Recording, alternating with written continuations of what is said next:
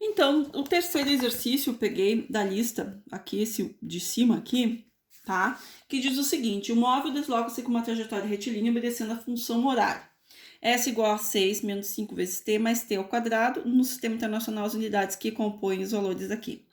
E ele pede para determinar a posição do móvel no instante de 5 segundos. Então, a letra A, ele quer saber a posição do móvel. Se ele fala a posição do móvel, significa que é a posição final. No instante, o que é instante? Por favor, quem não sabe, quem não se ligou ainda que instante é tempo, anota para não esquecer mais, tá? Instante de 5 segundos. Então, eu vou pegar essa função, substituir o t por 5 e achar a posição. Fica assim.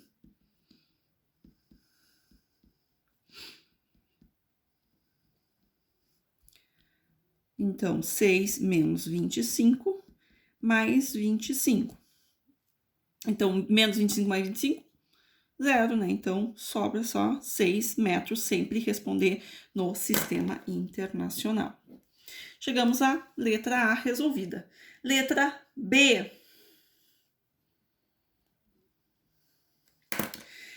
O caminho percorrido pelo móvel entre os instantes de 4 e 6 segundos. Então, isso aqui a gente vai ter que fazer por partes, tá? A gente vai ter que descobrir a posição que ele estava no instante de 4 segundos e a posição que ele estava no instante de 6 segundos. Então, vamos lá, só substituir para calcular.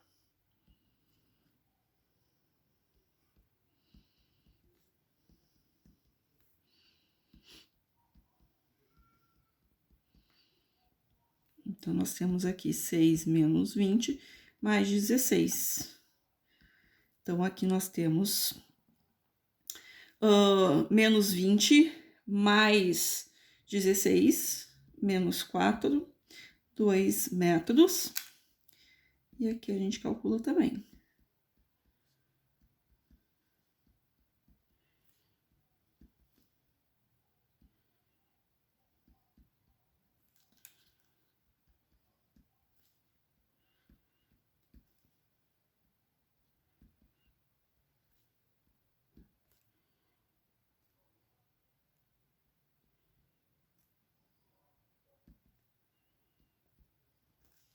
Então, ele quer saber o caminho percorrido pelo móvel entre os instantes de 2 e 4. Bom, entre os instantes de 2 e 4, ele estava em 2 metros e foi para 12, então o caminho, né? O deslocamento dele foi de 12 menos 2, deslocamento dele foi de 10 metros. Ok? Tá, gente? Então, ele quis saber o deslocamento entre 2 instantes. Eu peguei, então, a posição para saber qual era a posição dele em 4 segundos e para descobrir a posição dele em 6 segundos. Apliquei dentro da equação para descobrir onde é que ele se localizava nesse instante e fiz, então, quanto que ele percorreu, a diferença. Então, 12 menos 2 foi percorrido 10 metros entre esses dois instantes de tempo. Ok, pessoal?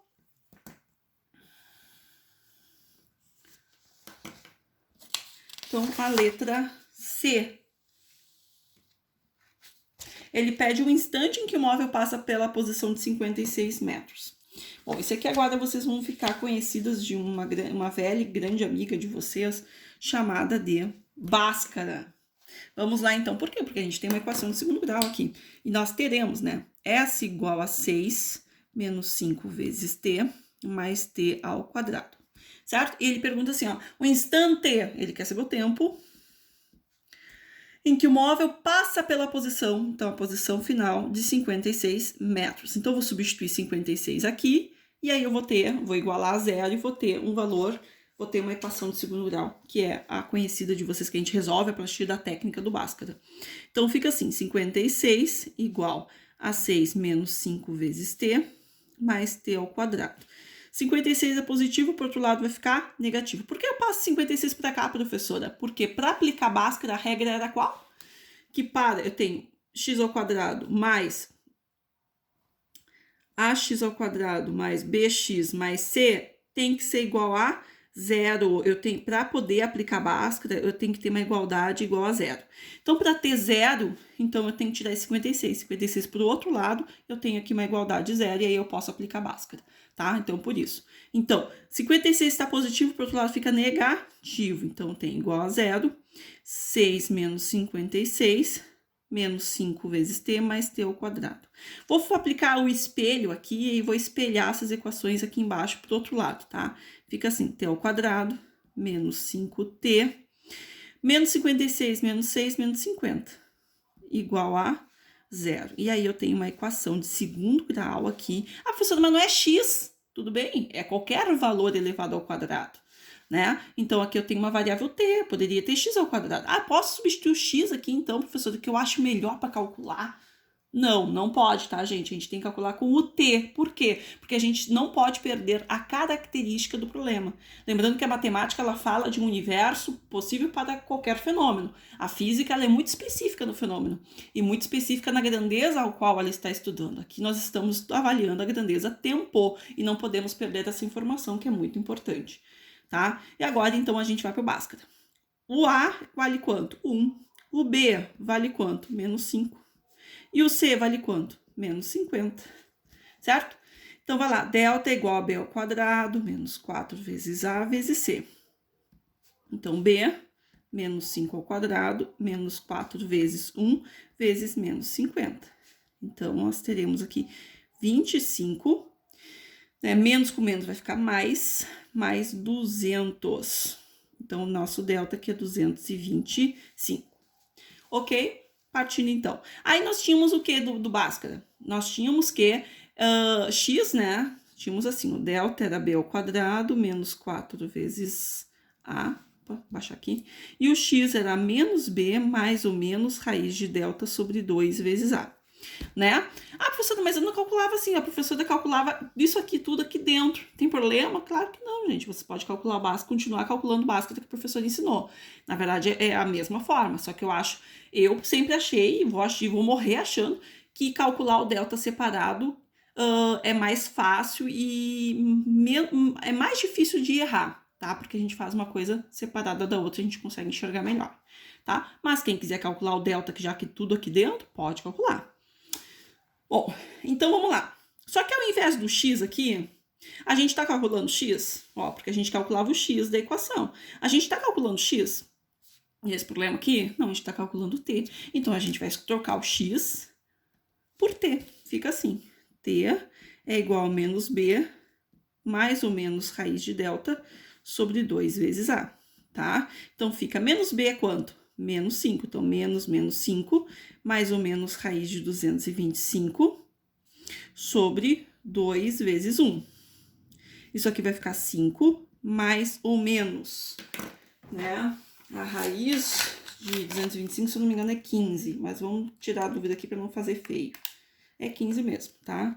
Mais ou menos 15 sobre 2. Aí, a gente tem agora os tlinhas. Tlinha, 5 mais 15 sobre 2. 20 sobre 2, 10. 10 o quê? Eu tô falando de tempo, então 10 segundos. E t duas linhas, 5 menos 15 sobre 2, menos 10 sobre 2, menos 5. Opa! Nós temos um grande problema aqui. Problema.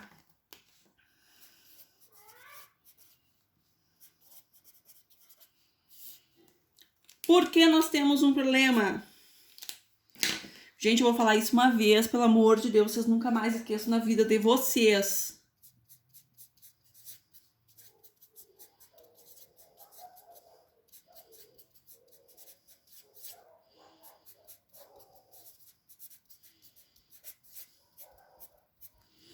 Porque não existe tempo negativo.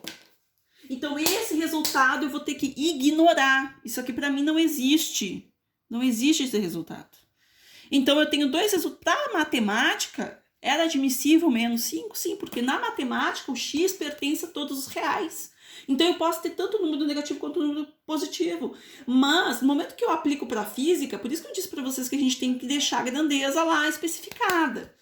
Quando eu aplico a grandeza, eu tenho que analisar que essa grandeza não admite determinadas situações, não admite determinados números, que é o caso do tempo. O tempo não admite números negativos. Ele admite decimais, frações, sim, mas ele não admite números negativos. Então, o tempo tem que ser maior ou igual a 0. Então, nesse caso aqui, isso aqui não existe. Esse tempo a gente tem que ignorar. Então, o nosso problema ali, quando ele fala assim, ó, encontre o instante de tempo em que ele passa pela posição de 56 metros, o instante de tempo é só os 10 segundos.